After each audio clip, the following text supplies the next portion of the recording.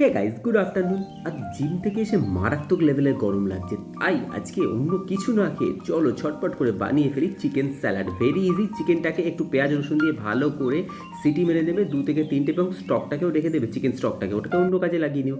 এবার চিকেনটাকে ভালো করে শ্রেড করে নিয়ে একটা বড় বাটি নিয়ে তার মধ্যে চিকেন, গাজর কুচোনো, শশা কুচোনো, তার সাথে পেঁয়াজ, টমেটো আর কাঁচা লঙ্কা কুচি ভালো করে অ্যাড করে দিও। তার সাথে অ্যাড করে দিও একটু পাতিলেবুর রস, আর অবভিয়াসলি বিট লবণ। সাদা লবণ আমি অ্যাভয়েড করি, তাই বিট লবণটাই আমার জন্য বেস্ট। তার সাথে একটু গোলমরিচ, আর চলো তার সাথে অবভিয়াসলি দই। দই ছাড়া কিন্তু এই স্যালাডটা একদম বেমানান। তার সাথে একটু অ্যাড করে দিলাম মেয়োনিজ, তোমরা চাইলে মেয়োনিজটাকে স্কিপ করতে পারো।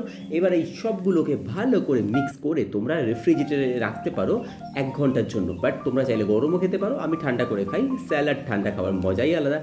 চলো গাইজ, আমি আমার লাঞ্চটাকে এনজয় করি। তোমরা আরও ব্লগ দেখার জন্য চ্যানেলটা সাবস্ক্রাইব করে দাও। টাটা। আর এইটাকে অবশ্যই ট্রাই করো।